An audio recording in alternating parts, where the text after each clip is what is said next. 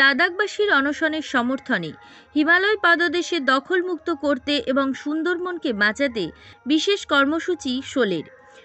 রবিবার দক্ষিণ চব্বিশ পরগনা জেলার পাথর প্রতিমা ব্লকের যুধিষ্ঠি জানারঘাট সংলগ্ন এলাকায় শোল নামক স্বেচ্ছাসেবী সংস্থার উদ্যোগে হিমালয়ের পাদদেশে দখলমুক্ত ও সুন্দরবনকে বাঁচাতে বিশেষ উদ্যোগ নয়, এটা একটা সচেতনতামূলক কাজ। আমরা চাইছি যে আপনাদের কাছে নিশ্চয়ই খবর চলে গেছে যে গত 18 দিন ধরে লাদাখে সোনাম ওয়াংচুকজি একটা জনসচেতনতামূলক কাজ করছেন লাদাখের পরিবেশ রক্ষার দাবিতে।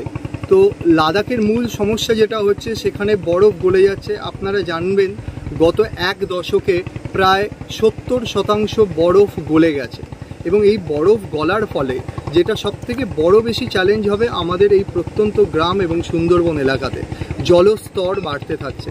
আপনাদের কাছে একটা তথ্য দিলে আপনারা জানতে পারবেন যে প্রায় 3.14 মিলিমিটার করে বছরে জলস্তর আমাদের এই সমুদ্রে বাড়ছে।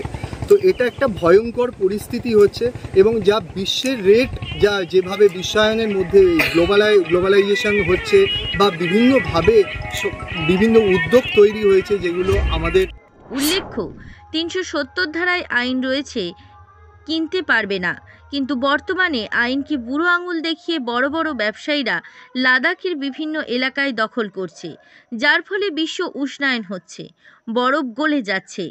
গোমুখের গঙ্গোত্রী যেখান থেকে উৎপত্তি সেখানে আস্তে আস্তে বন্ধ হয়ে যাচ্ছে। এইভাবে হিমালয়কে দখল করে নিচ্ছে বড় বড় ব্যবসায়ীরা।